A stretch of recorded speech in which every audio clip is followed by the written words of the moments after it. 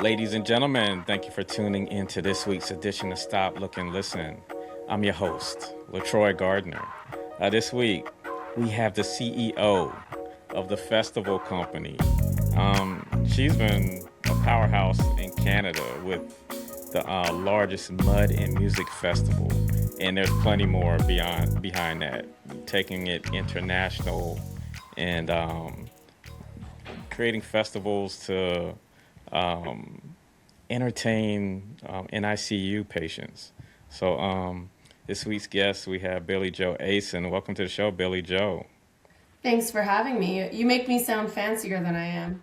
Oh, come on. Well, I mean, I'm always gonna put a little extra sauce on it, but it wasn't too hard in this case. Well, thank you. Thanks for All having right, me. all right, cool. So like, yeah, just take us on a fantastic voyage. Give us a little background into who Billie-Jo Aasen is and how you fell in love with music festivals. Yeah, very random on how that happened. I come from a super small town, Caramias, BC. I'm actually on the outskirts of it. I think there's under 500 people in the little area called Olala where I grew up. Hmm. And I loved music in general. And I I ended up doing a demo tape, and my sister was a big fan of mine. So I'm an ex-country singer. So my sister went and took my demo tape and sent it to the largest festival actually in the country at that time called Merritt Mountain Music Fest. And I landed a slot opening for Loretta Lynn. And well, first off, I was like, I'm opening for some old lady. And my dad was like, are you kidding me? She's a legend. I have no idea. Um, and so I went out and I gave it my all. Fast forward, I ended up landing a management deal with the promoters of the festival. And that was kind of my first intro into the festival world. I ended up working at their offices and waitressing at night and just trying to learn as much about the business as I could. When I was 23, I was introduced to a small show site in Bellingham, Washington. And it's still to this date, it's my favorite little spot ever. Um, to give you an idea of how little I knew, I didn't even know that I needed a visa to go into the US to work. I just started a festival. I was going across the border. Obviously, times were a little bit different. And I was like, yeah, I'm doing a festival. And nobody stopped me. um, Halfway into it, after I'd already sent artist deposits and everything else, I found out I needed a visa. So I ended up getting an immigration attorney. And he was a huge music fan, and we were going off of how excited he was and everything else. And he said, okay, let's get you a visa. And I said, great. What's that going to cost? Like, what are our next steps? And he said, well, it's $10,000. And I mean, I was, yeah, 23 years old. So like my jaw dropped. I did not have $10,000 to be able to put towards visas. So I was like, will you excuse me? I just have to go to the restroom for a second. I'm like, think, Billy, think. And so I sold him on being our title partner for the festival and got our US visas for the team in trade. Uh-huh. And so that was my first sponsorship deal I ever did.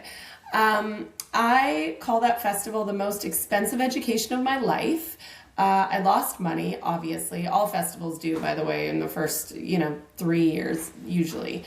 I just didn't know that. But what I did know was that I loved doing it and I could do it again better.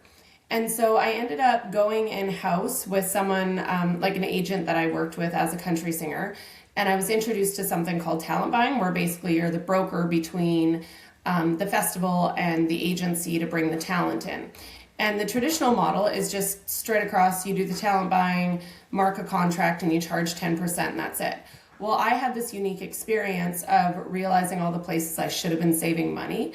And so I decided to leave that company and start my own boutique little company, but with a hospitality first mindset. So going in, not only do we book the talent, but then we'd advance the entire show, fly in and run the back of house so that that show producer could focus on the actual show itself.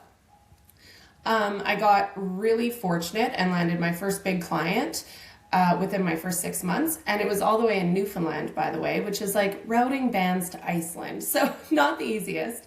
But I ended up gaining a pretty good reputation in our hospitality aspect, from like how the artists were showing up and having fun.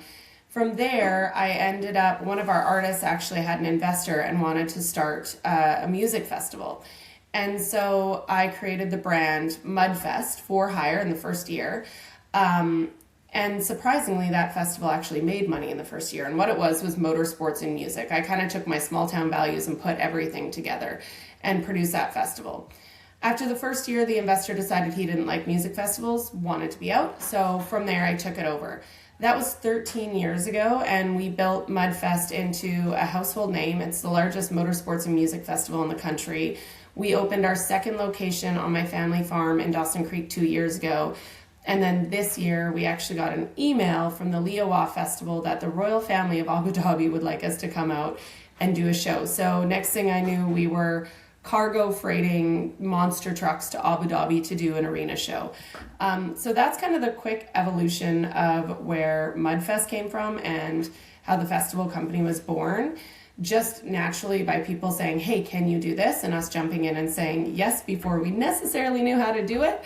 And now we've grown to be one of the premier event and festival production companies in the country. All right, so like, how much of it is flying by the seat of your pants versus like actually having some infrastructure laid out and ready to like follow those steps? Yeah, I mean, I wouldn't necessarily tell anybody just throw all caution to the wind and go out and do a festival. I know you don't know what you don't know until you figure out you don't know it, if that makes sense.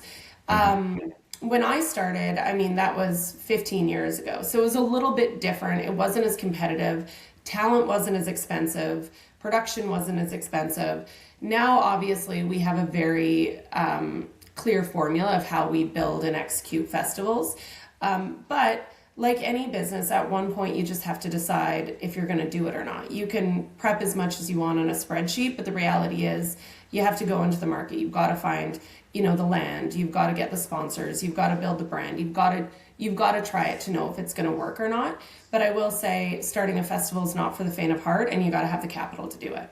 It's like building any business. You're not going to go and build an entire restaurant and open for one weekend and expect you're going to pay off everything in the first weekend. But for whatever reason, a lot of the times people think festivals, thousands of people, I'm going to make all this money. It's just not the reality. You got to build a brand. You got to build a culture. There's a lot of variables that come into it. All right, so like I'm sure you know the story about the Fire Festival. Watched it and like had to drink wine while I watched it because it made me so uncomfortable. Every piece of it made me uncomfortable. And also so sad because it was a killer concept. It was properly financed. It just had the wrong team. Like if that could have been correctly pulled off, if it was executed correctly, it could have been phenomenal. Yeah, it was like he was able to pull in all of these celebrities to bring attention to it, and then he even had the locals on board, and Well, but it just okay, so all went a awry. great example of like why you you do need to hire people in key positions if you don't, especially like that operation logistically was extremely difficult.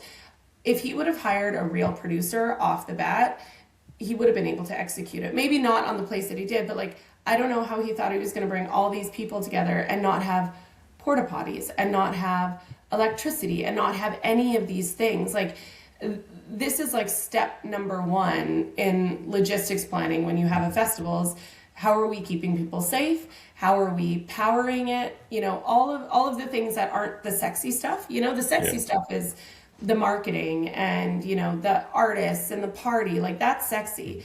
Being a festival producer is like sometimes you're putting up fast fence in the rain and, you know, it's not sexy, those pieces, but so important when it comes to experience.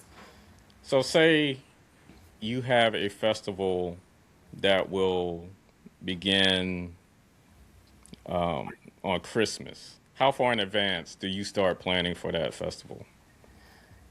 It depends on the style of festival. I like to plan at least a year in advance for a couple of different reasons. One, When it comes to talent buying, I love when you can take a bet and it hits. So when you see an artist that's kind of like this and you know their team and you can buy them at this rate and a year and a half they're up here, that's kind of the gambler's mentality of the talent buying, which I really enjoy.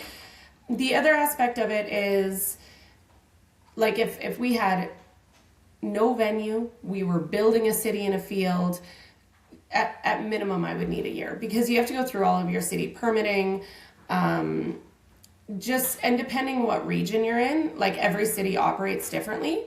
Some areas are really, really easy. Other areas, it's like playing politics to get permitted. And again, for good reason. It's a lot of the times it's a safety piece where they're wanting to know that whoever's producing the show actually understands, the ingress, the egress, the security concerns, all of those pieces. So yeah, I would say a year, but we've had festivals where they're indoor festivals at an arena.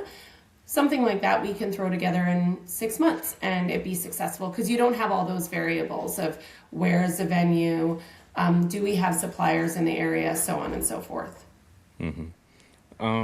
So for someone that's never attended the Mud and Music Festival, tell me about the experience. What would I encounter? Everything that it means to be a small town Canadian. Mudfest really has become a culture in its own, to be honest with you. It's kind of a unicorn in the way of families will go, partiers will go, everybody blends together so well.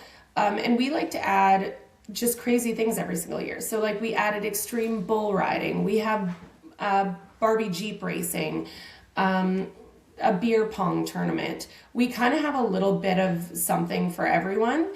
If you are a motorhead and you love motorsports, this is a place to go. We have people that come from all over Canada and the US to race at Mudfest, and like these are some wild trucks, and some of them, they've sunk $500,000 into these machines just to go and wreck them and fix them overnight. So spending time in the racer zone is very, very cool when they break down and you see the whole community, all the competitors working on the same truck to get that racer running again for the next day.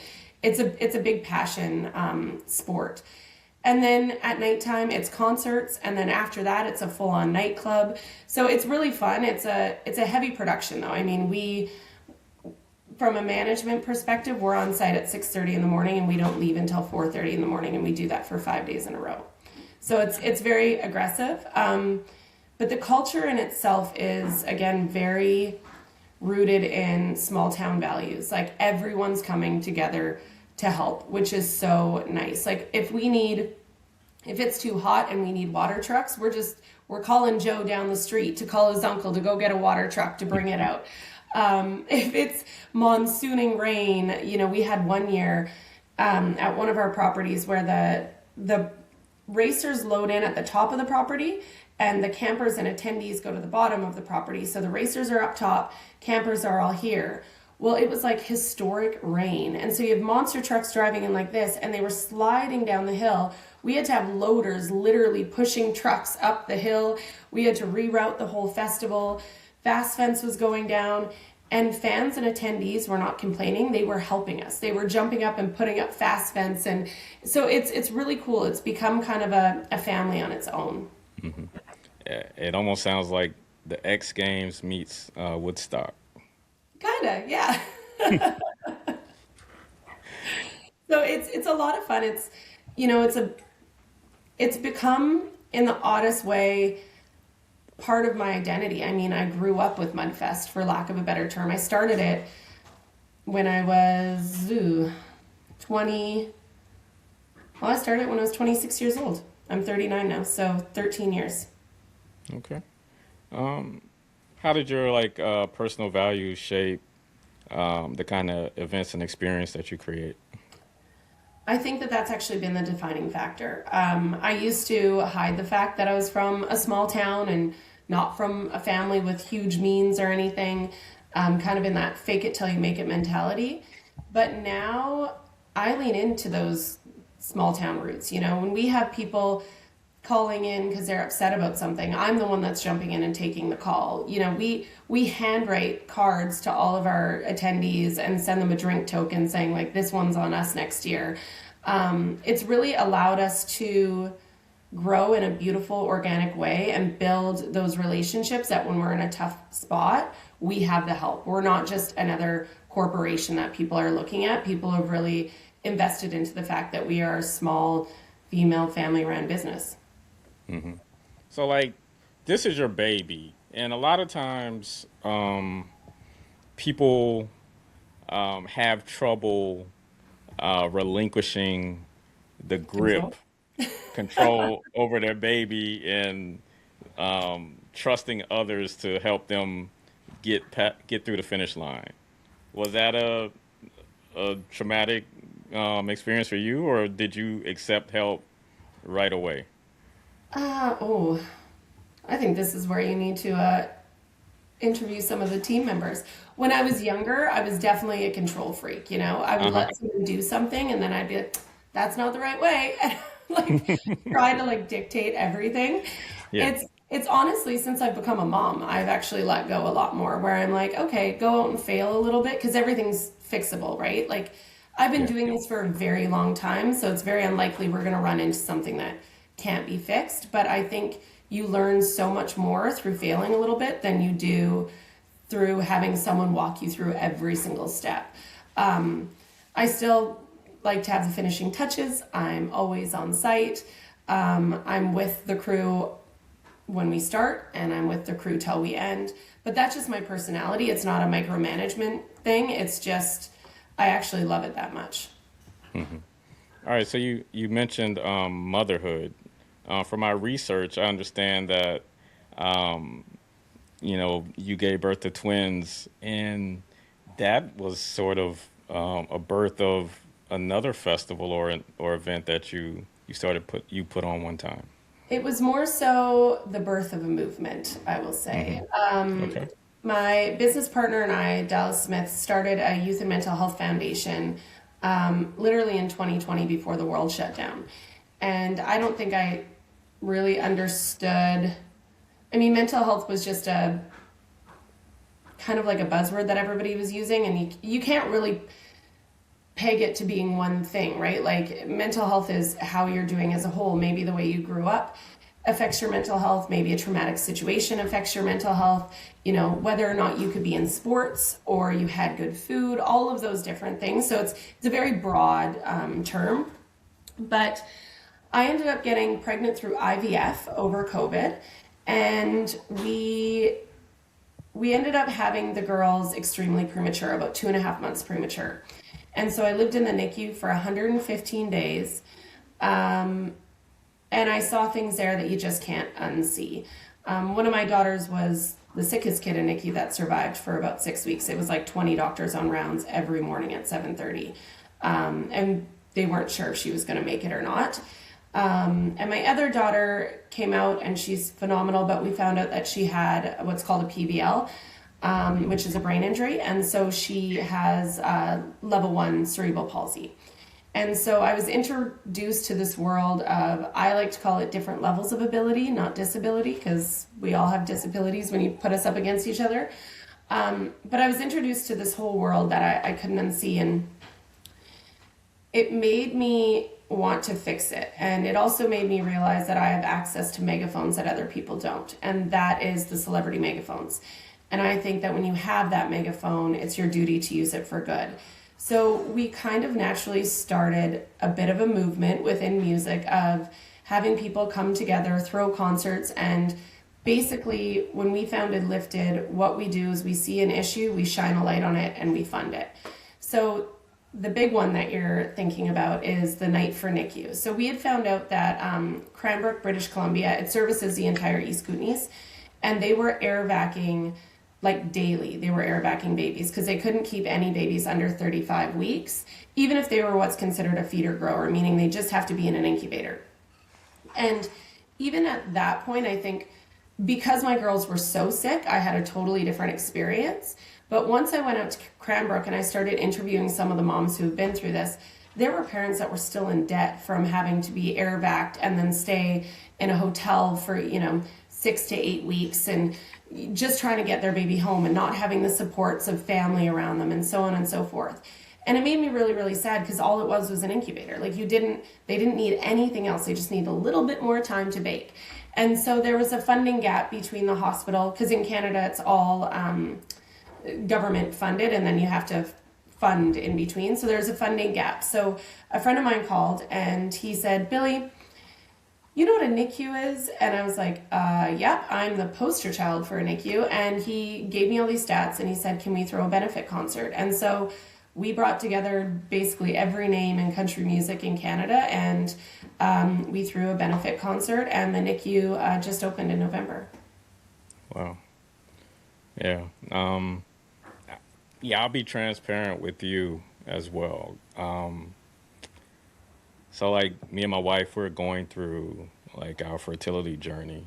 She just had surgery last week to get some fibroids removed, and of course IVF is on the table. So we're researching, just trying to figure out what options we have, and yeah, it's been extremely tough.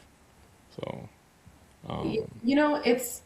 it's brutal. And when we started going through it, we didn't have any friends that had any issues. Like they were getting disease all over the place. It made us kind of sad and a little bit, I had more of sometimes like a sad slash angry feeling when I'd hear someone was having a baby, because I was like, I've done all the right things. I don't know why this isn't happening. And I also was very aware of my husband's journey in it too, because when you're going through fertility, a lot of the times the focus is on the female, but it's really hard for a male too, because it's kind of in your nature to protect and provide and do all these things. And when this is something you physically are struggling with, it's a really hard mental game for both parents. And I don't think people talk about it enough. They don't normalize it enough. yeah, it's like and especially at my wife's age and some of her friends, they've all been experiencing difficulties, and like one of her friends had a baby last year, and of course that's amazing news, but I could still sense that my wife was like wishing it was us that was receiving that news, and it's like bittersweet. You want to be happy for your friend, but it reminds you of what we're experiencing. Well, and then also it comes with a level of guilt where you're like, am I a bad person that I'm not as happy as I should be for you? But it's, Hmm. everyone grows up in the way of course I'm going to have kids and of course I'm going to do this. And in today's day and age where, women are chasing their careers, and a majority of us are having babies in our 30s, mid to late 30s. And unfortunately, with that, it makes it a little bit tougher. And we always just think it's just going to happen. So it's like, for me personally, I was like, career, career, career. I literally timed it where I was like, okay, well, if we pull the plug in May, I'll have the baby here. We can do this, this, and this. And that's just not reality. And for us, it was, 3.5 years of trying. And when we found out that we physically could not get pregnant and we had to go through IVF, it was a little bit defeating. And for us, it was in COVID. So my husband couldn't even come into the room with me on any of the, when we did the extraction or any of that stuff. And I was 4 months into the pregnancy, I want to say, and I had what's called a subchronic hematoma, which is a really big blood blister basically behind one of the sacs, and it burst. And I woke up in the middle of the night literally covered in blood everywhere. I thought I lost the babies. It was the most traumatic situation. And my husband rushed me to the hospital, and they wouldn't even let him in the hospital because it was COVID. So here we are after trying for so long, thinking we lost both the babies. And the one nurse wouldn't even let him come in the hospital. Luckily, there was another nurse that was like the OG, and she came over and she's like, he is absolutely coming in this room. And we were lucky that we didn't lose the babies, but it's traumatic after you've tried for that long. And I mean, I'm very, very vocal about my journey. So I've had a lot of people, that I grew up with reach out on, like, DM me on Instagram and be like, hey, I'm going through this thing. Any advice? but it's almost like they shamefully reach out quietly because they don't want to say to the world, like, this isn't working for me. The other thing that blows my mind is that there's no funding for IVF. You know, you have parents that shouldn't be parents that just keep having whoopsie babies and don't take it seriously. And then you have parents like you guys who are very intentionally wanting to start a wonderful family and raise good human beings. And there's no support for it. And for a lot of people, that financial piece is going to be the one thing that stops them from having kids. Because it depends on how many drugs your body needs. But you can be anywhere from $12,000 to $20,000 per round of IVF, which is insane. Yeah. Yeah, that just hearing how much it was going to cost to go that route made us want to continue to try naturally. And I will say this, that I don't even think about the money at this point. Like, my daughters are phenomenal and I would have paid it 100 times over. But for us to get pregnant naturally was like 99% never going to happen. So it was almost like a forced thing. Like, we would have to kind of go that route. And it was worth it. It's the best money I've ever spent. I mean, I make jokes letting them know that they're never going to university because we already spent their university money on making them. But yeah. Well, I mean, prayers to you and the family, and well, to you thank as you. well on this journey. I Yeah. mean, that's the great thing about going back to Lifted, our foundation, is we're a nonprofit, so we consider ourselves a flow through. So, you know, we've been able to do a lot of different things with, you know, there was a twin mom whose boys had cancer at BC Children's. So we went and, you know, sent the boys a whole bunch of toys. We gave her a spa certificate, things like that. We've helped families that have kids with CP. We wouldn't be opposed to helping families conceive babies. Like, I think that, again, when you have a megaphone, you need to use it for good and you need to be the change you want to see in the world. And being able to help people in any way possible, whether it's healthy food, a spa day for a mom, a special pedals for a kid with CP, building a NICU, or helping a family start a family, that is all mental health to me. And so that's what we're here for, and it's probably the work I'm most proud of. Okay. Will there be a Lifted 2026? We have a ton of events coming out in 2026, yeah. That was only one specific event for one thing. Last year we did a ton of other things as well. We've got a big school program going out for youth, teaching them that they can make the impossible possible. We just raised $100,000 for healthy snacks in the Fraser Valley with the Surrey and Langley firefighters. And we just did $20,000 in gifts for kids, for mamas, for families who couldn't afford them. So we're always looking for different things to get our hands involved in and help in any small way that we can. Okay. All right. So, you mentioned earlier taking the brand international to Abu Dhabi. Like, just talk about, you know, obviously you get the phone call and you probably was totally caught off guard with it, but just talk about thinking about making that decision and what it all entailed. Well, I thought it was a scam. Chelsea on my team actually emailed to me and she said, "Is this a scam?" And I was like, "Yep." And then I was on a plane and they sent me a follow-up email and I was like, I'll look into this to see if it's actually a real thing. And as I went through it, I knew the company that was reaching out, or I knew of them. And I was like, oh my gosh, this might be real. Okay. So I emailed them back. We had a call the next morning and they started talking about what they wanted us to do. And I said, okay, great. So for 2026, right? And they're like, no, for 2025. It was the most intense experience. From signing the contract to running the show was 5 weeks. So we had to get, like, our racers come from all over. So we picked a group of racers that wanted to come over. We had to have them all truck their trucks to Calgary. We had to disassemble them. We had to load them on what's called cookie sheets to get them on the airplanes. It took 2 weeks to fly 2 different shipments of trucks over. I had 2 guys living in Abu Dhabi, or in Dubai actually, to get the trucks, because the way that we had to put the trucks on the cookie sheets, like the tires have to come off, so on and so forth. So we had to receive the trucks over in Dubai, rebuild them, warehouse them, truck them over, and literally design an entire arena show, which is not what Mudfest is. We build tracks in the sides of mountains with what we have. We've never went and think of like Monster Jam. If you've been to a Monster Jam, they're like pretty similar every single time. They've got, 2 or 3 jumps. They've got the motocross part, and that's it. That's not Mudfest. Like, our guys are doing big J hooks and ripping through mud. And so we actually had a sheet, because Monster Jam was concerned about the ground, because they were coming in the weekend after us. We had to do a whole sheet on like mud methodology, and we had to ship over geotextiles so that the water didn't seep through the sand and affect their track. Just an education beyond belief. Like, it's been years since I've been really, really, really pushed as a producer, and that pushed me.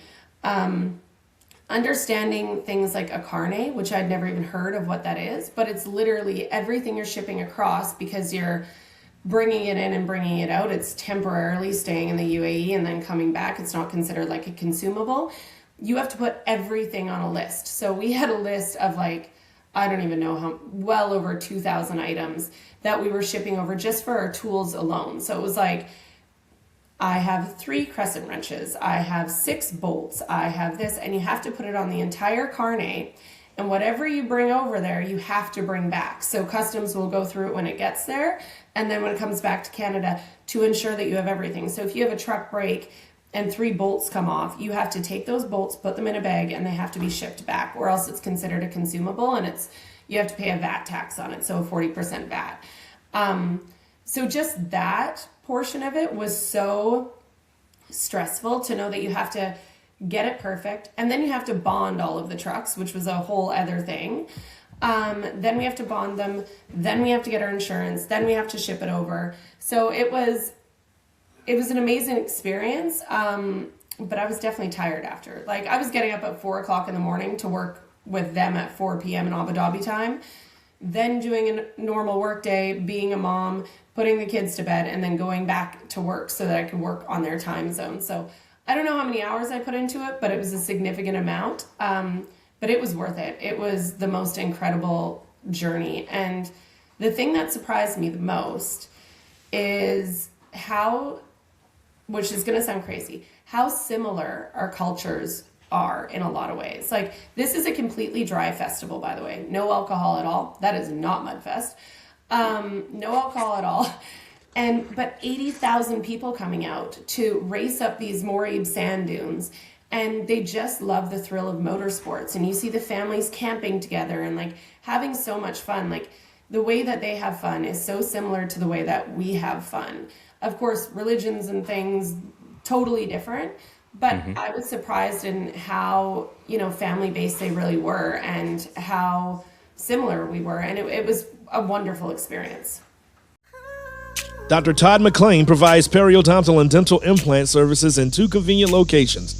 They offer over a decade of experience treating patients, and appointments can even be scheduled in the evenings, weekends, or early mornings.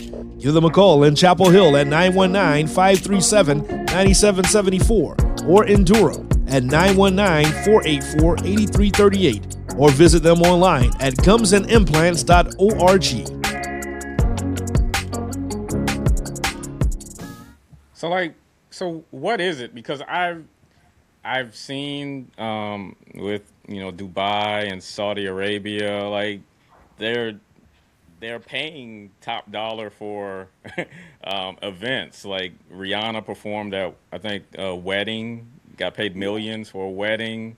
You got there was like a huge comedy show last year with all of the top comedians flying over. WWE, I'm a huge wrestling fan. They just had Royal Rumble last week, and WrestleMania will be there next year.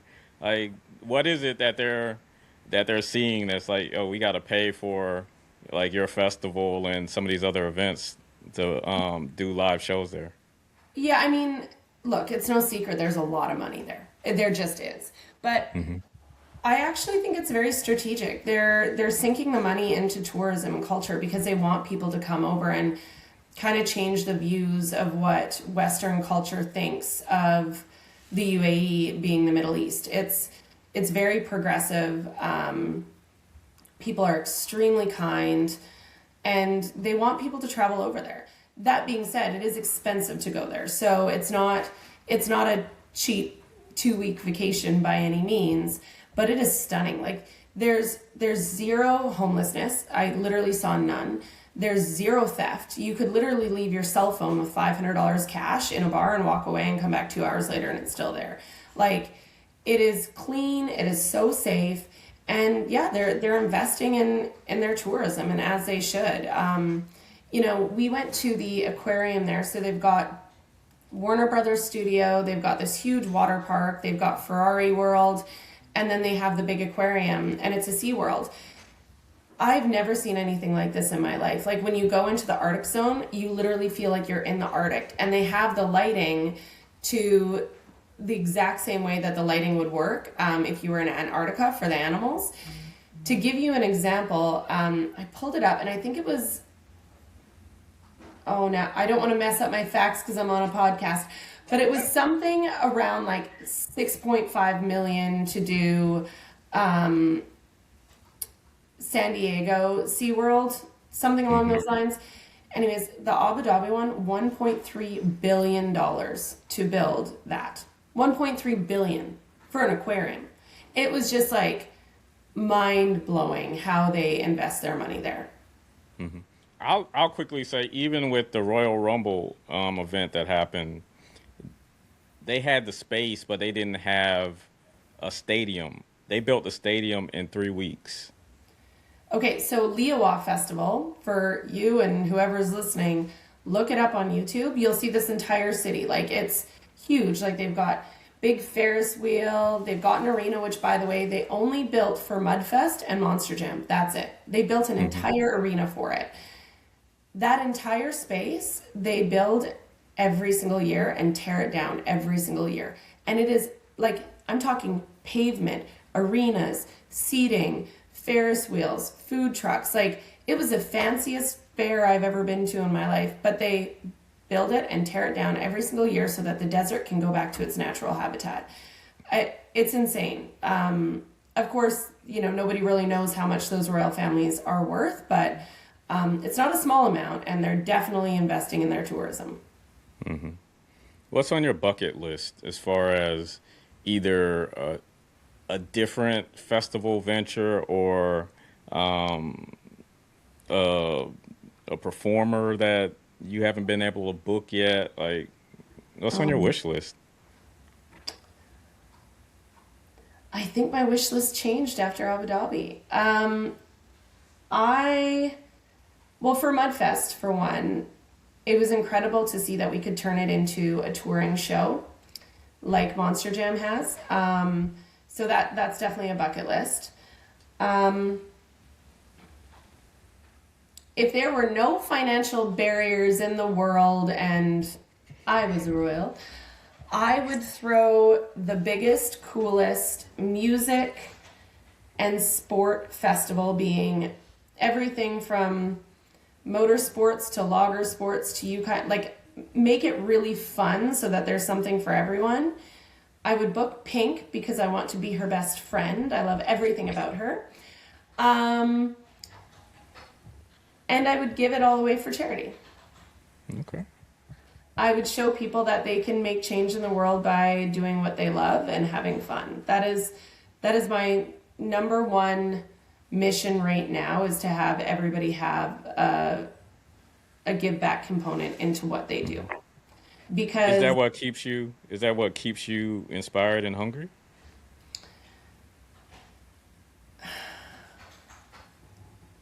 Yeah, I like the thrill of the chase. I think as you get older and you do different things, obviously life changes. But when I was 20, the first year I did it, I read a book called Star, and it makes you write your obituary.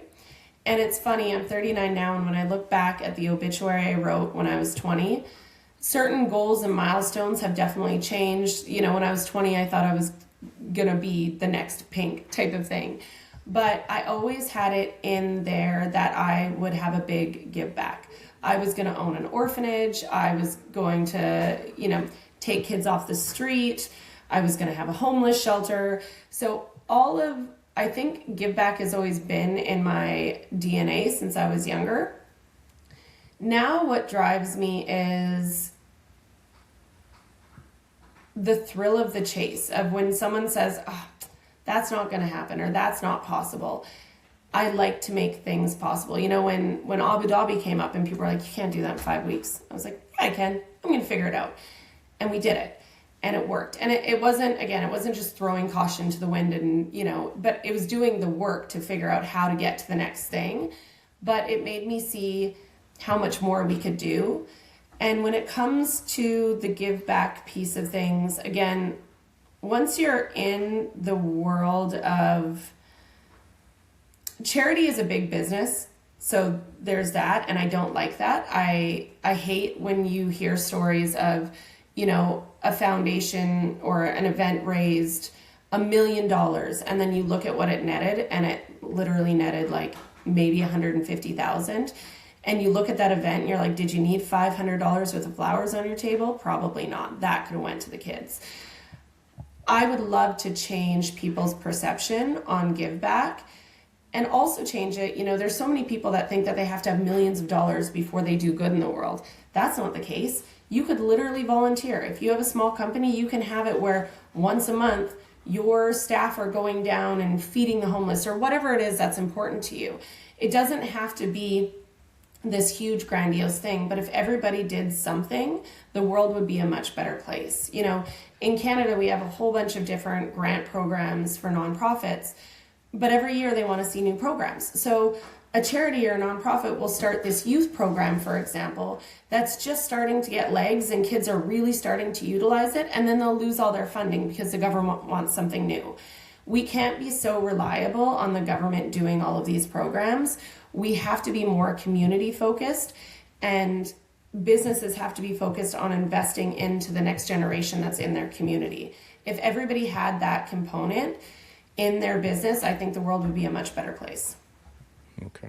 Sorry, that was a very long answer, but No, you good. Like, so what do you see when you look in the mirror then? still a small town girl, I guess, that maybe I was actually out for dinner last night and with the owner of California Closets, which is a very big brand. And he made a joke and he said, he cheers me and said, "You have really big balls." And I'm like, "I've heard that before. Someone once told me my balls were too big." And he laughed. He said, "What did you say?" And I said, "Well, I'm just going to buy bigger pants." And he was like, "Oh my gosh." So I see scrappy and kind, but I think what my outside perception, people are like, "Oh, she's fierce and she goes out and she gets all these things." But really, at the end of the day, I'm a very, very emotional person, and I just want what's best for everyone. Like, if I have a fan that writes in and they had a horrible experience at our festival and this, that, and the other thing, nothing makes me feel worse, because I'm like, how did I fail you if this was your one event you got to do this year and you had a horrible experience, that's on me. How do I fix it? We'll have people write in. We had a boy at one of our festivals, and his stepdad wrote in and said that the week after Mudfest, the year prior, he was in a motocross accident and he had broke his back and he was paralyzed. And he had gotten out of the hospital about 6 months prior, and Mudfest was the only thing he wanted to do. But he called and said, "Are you guys accessible?" And to be honest with you, we really weren't, because we're in the mountain. Like, we had some stuff, like we had like a little bit of a ramp and so on and so forth, but I said to the girls, "This is our number one mission, to make this the kids' favorite weekend ever."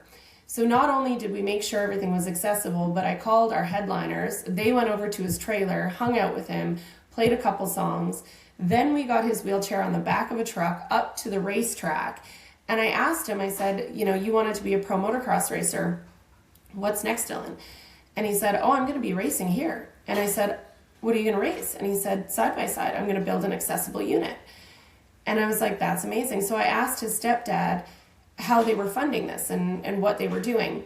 And he said, I'm just trying to fund it myself. Like, we've had to outfit our whole house and blah, blah, blah. But, I want to see the kids smile. Like, this is the first time I've seen him smile since the accident. And so Lifted had money in the bank account. I asked for their email address and I sent them money to build an accessible unit.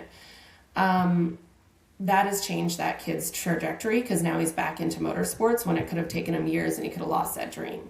So those are the things to me that if I can make one person's experience be that pivotal moment for them, I'm 100% in all day long. That's what I care about. Mm-hmm. Yep. You got your own Make-A-Wish Foundation as well. I don't know about that, but What's something about you that people would find most surprising? that I'm a nerd. I think people think like, Billy's cool. She hangs out, has cocktails, does stuff like that. I love to read. I love to cook. I am a tea granny.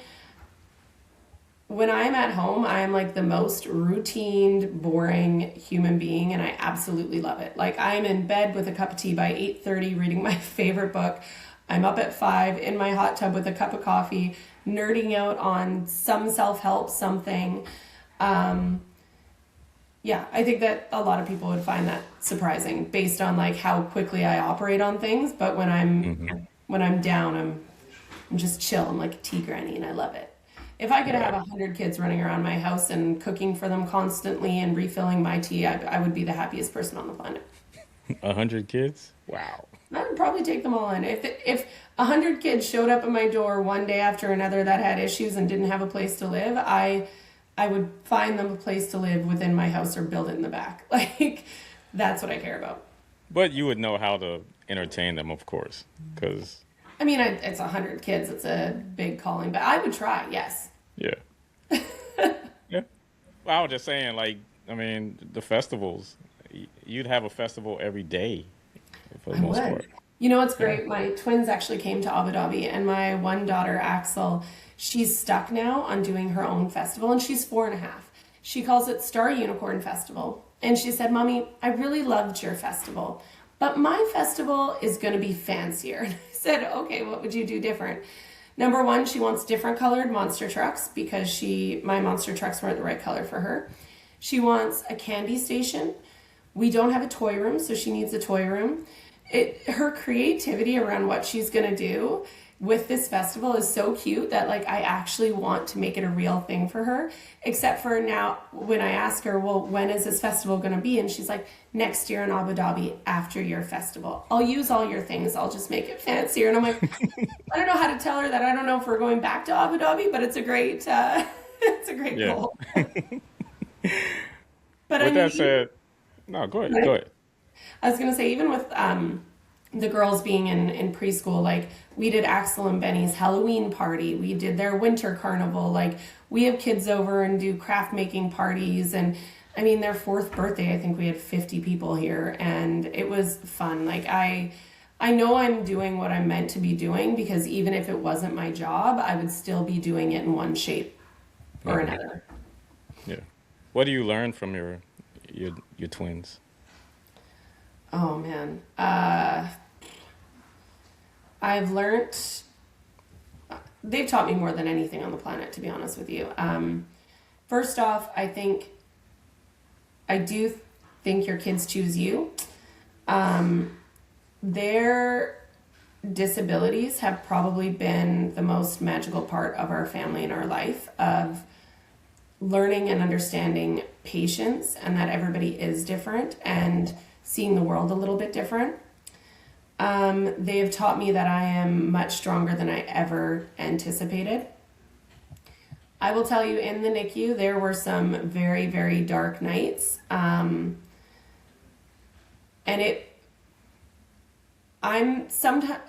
I'm surprised that we survived it, to be honest with you. I'm surprised I didn't have a heart attack somewhere along the line. You know, specifically being the day that we found out that my one daughter had the brain injury. We previously knew that Benny had some stuff, some plumbing issues. She had a hole in the heart, a missing kidney, a twisted spine, a club foot. all of these things. And so I had come to terms with that, and I had kind of, in my head, I was like, okay, we're going to do this, this, this, this, and this. And I had made a plan for the whole thing. When Axel was about to be checked out and we found out that she had the PBL, and I think it was the delivery of how I was told too, it was like, and I was holding her, it was like everything just started to go black. It was the most insane experience I've ever had. And it threw me into a very deep and dark depression, I will say that. And I picked up every day and I worked my butt off and figured things out. But I was up all night, every night, reading about cerebral palsy and what it meant and how to find a cure and how do you fix it. And the fact that there is no cure and there is no one case that's the exact same, and there is no, this is what your future looks like. That was so hard for me to wrap my head around and try to come to terms with, because I couldn't make a plan to fix it. Now that being said, everything that is possible, so like, you know, we heard that martial arts is great for kids with CP for balancing. So she's in that, she's in swimming, she's in this something called DMI, dynamic movement intervention therapy, 3 hours a week. She's in that. We do intensives. It has taught me that I have so much more capacity than I ever thought I did before. And that we're all put here for a reason, I think. I mean, like I said, I think your kids choose you, and I think I was meant to see and experience the things that I am, because the more I see, the more I can fix, and the more I can help, and the more money I can raise. I don't see money as a barrier to fixing things. I think it's people being unwilling to do the work. Yeah.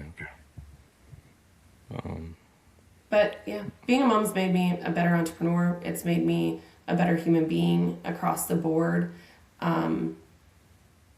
It's been the biggest honor of my life, and I'm only 4 years into it.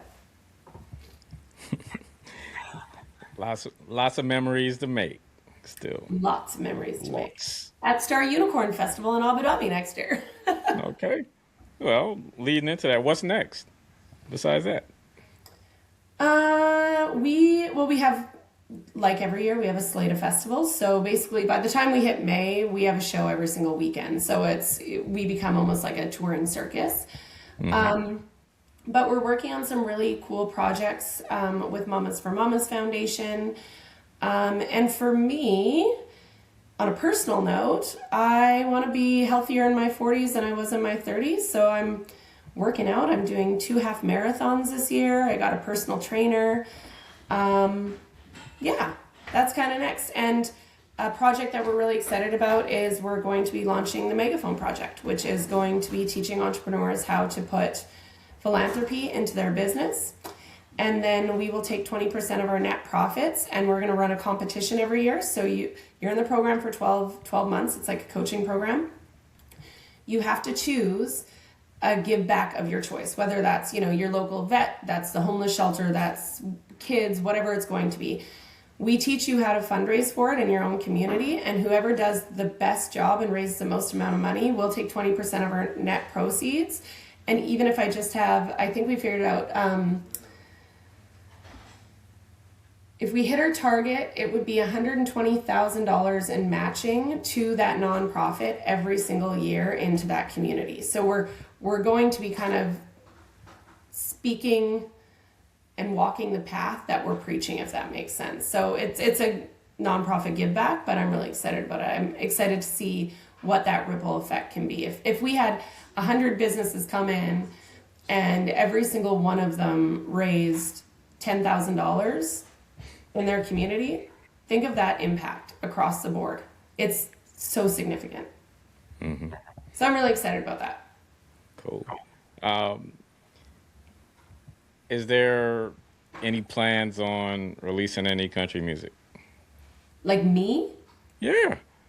Oh, my record's coming out. Just kidding. No, I'm not doing that anymore.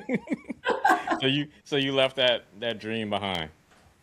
I will get on stage now at some of our, charitable stuff, and I'll go. I performed at one of our things this year. It's so much fun. I love it. But in all honesty, there are people that are way more talented than me. I just like doing it because it's a lot of fun. It's a fun party trick. Okay. But no, it's not in my cards to do an album by any means. What about All right. you? What's next for you? I'm gonna flip. What's next for me? Oh, Yep. okay.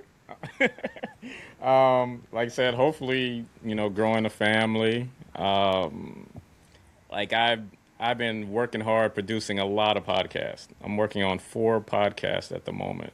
Wow. Um, Doing some work with an agency. I'd like to produce a show for a chef. So I'm Amazing. working on that. Um, let's see. Obviously traveling. Where do you want to We go? went to we went to Nigeria last year. So that was my first time in Africa. Yeah. We're talking about going to Japan probably in 2027. Everyone is talking about Japan right now. Like, I feel like years ago, nobody, it wasn't on their bucket list for Japan, but now I feel like every other person I talk to is like, I want to go to Japan. Yeah. I think that. Um, And why did you and start the podcast? What was your kind of your want behind it? What's so right? I've always wanted to be in media. I wanted to be a radio DJ as a kid, just listening to local radio stations and just how captivating the radio personalities were. And you would always wonder, like, "Oh, I wonder what this person looks like in person." And I started interning at a TV station in high school, doing college radio, working at a radio station for a little while. Myself and my friends from college, we started doing a radio show. It became syndicated all over the world. Good for you. Um, Had celebrities on all the time. During the pandemic, we started doing podcasts. 2021, a tech company hired me to produce their podcast.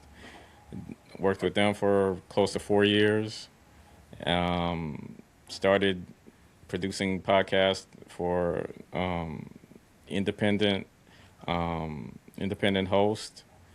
So as long as someone has an interesting story to tell and you're amplifying causes that are important to me, then I'm I'm game. I'm all for it. Like Stop Look and Listen was a vehicle for everything else that I'm doing, I feel. And I wouldn't trade it for the world. Well, good for you. That's amazing. And I love now how accessible it is to do a podcast. You Hmm. know, like before to have a TV show or to, like you said, be on the radio, all of that, there was such a barrier to entry.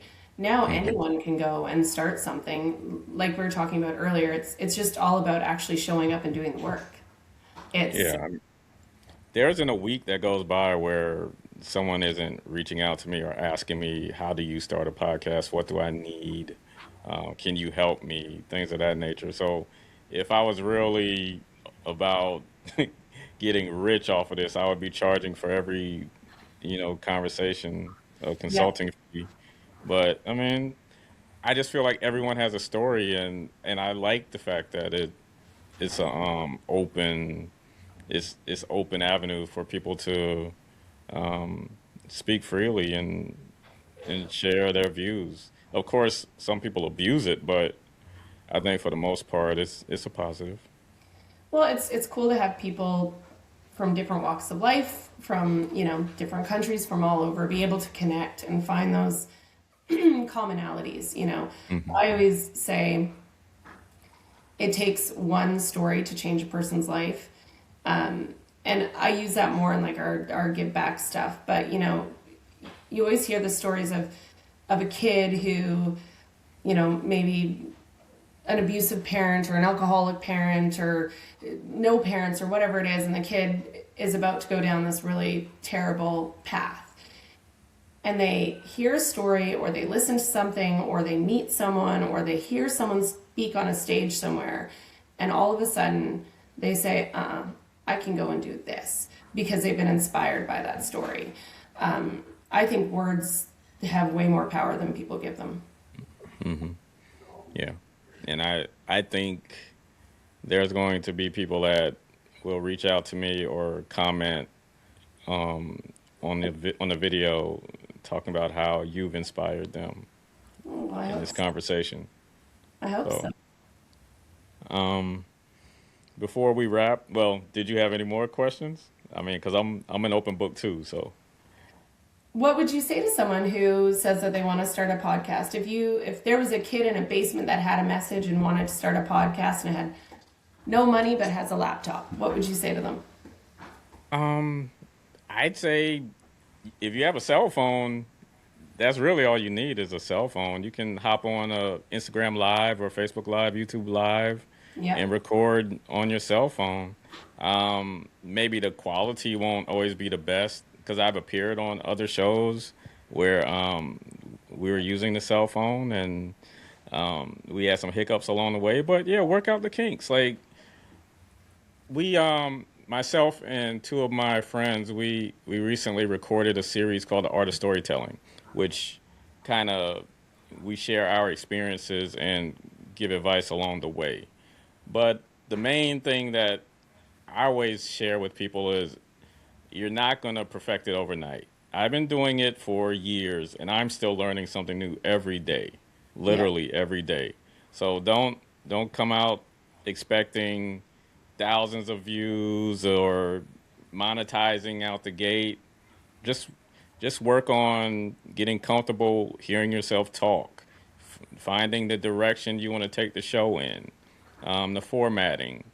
Um, if you need to work on the editing, like just learn the behind the scenes stuff, get comfortable with your voice, and stay with it. Stay consistent, and you'll grow, and people will join you on this journey, become your followers, your support system, and who knows? Who knows who's watching? Like how you received a random email thinking it was spam. Like who Yeah. knows? Who knows what's gonna happen? So yeah, just stay consistent and enjoy the beauty in the grind.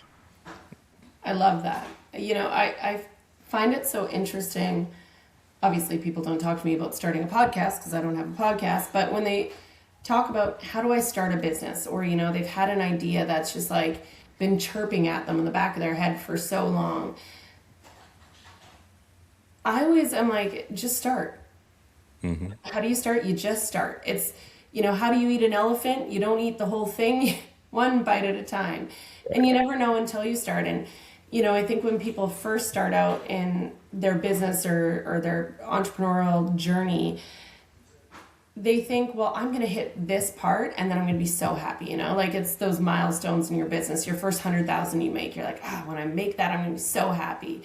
Then that milestone changes and it's, 500,000, a million, 10 million, however big people go. But at the end of the day, it has nothing to do with that. It's literally about the journey. It's about the people you meet along the way.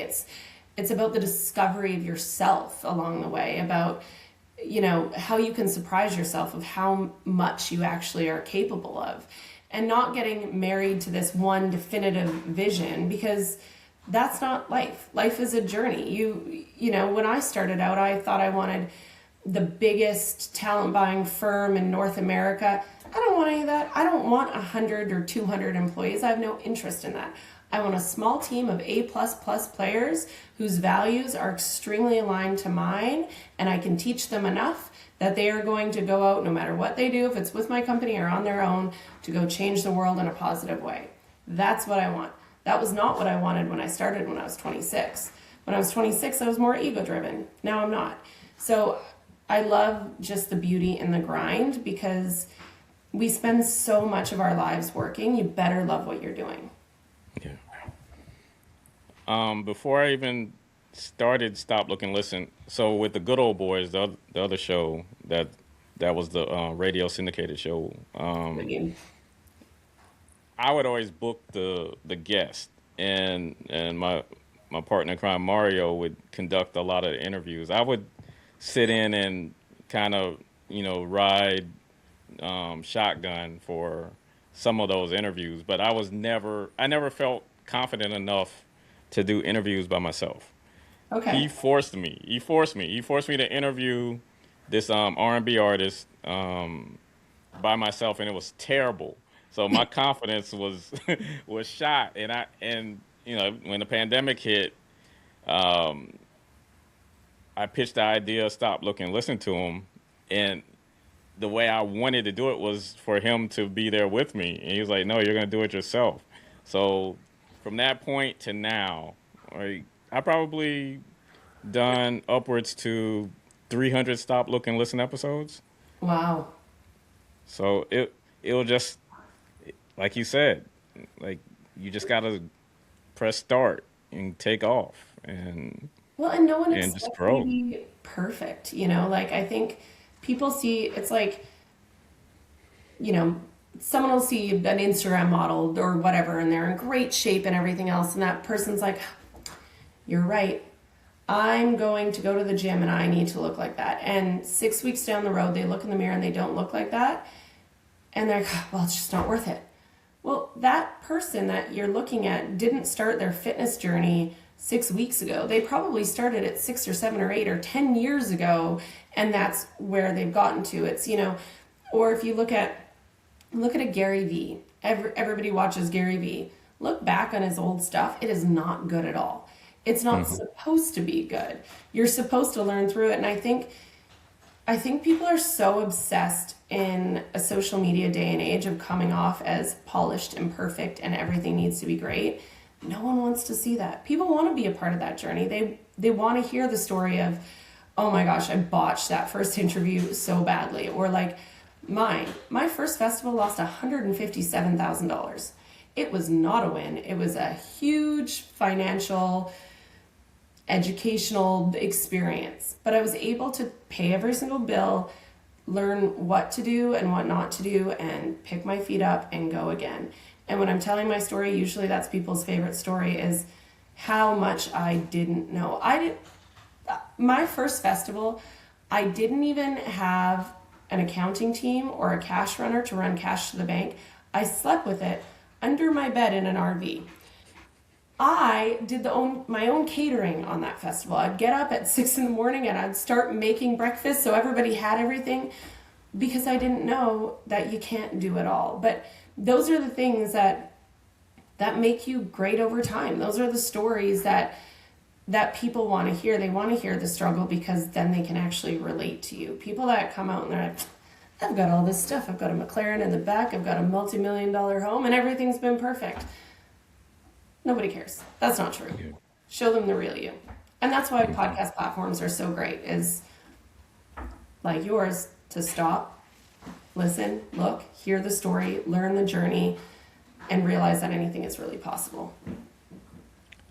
Yeah, that's a mic drop. Just kidding. Yeah, that's a mic drop. I mean, I don't even have to ask you for a parting shot, but I do want you to plug where we can find you, plug, festival company's website, the whole nine, because this has been amazing. At Billie-Jo Aasen. So BILLIEJOAASEN is my Instagram. At the festival company, at Extreme Mudfest.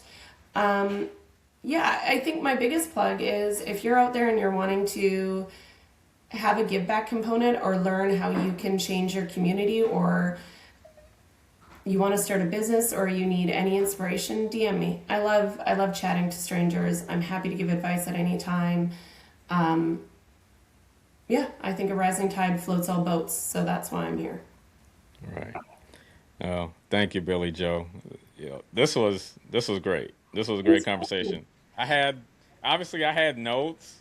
We probably only used 25 to 30% of the notes. It was just good conversation. It is a good you know what, the last time I was on a podcast was probably 5 years ago, so I was like hoping that I could actually pull off an interview. But you're a great interviewer because you're a great person to chat to. So there you go. I'm only as good as the person I'm dancing with, so you make a good dance partner. Let's throw color on each other. We have a slogan in our company, and it's do cool shit and be a good human. And you're doing cool shit, and you're a very good human. And you are too. Great. All right, Billie-Jo. Continue making the world a better place. Thank you. I plan to. And like I said, continued prayers, continued blessings, For Stop, Look, and Listen, I'm your host, LeTroy Gardner. See you next week. Peace and blessings.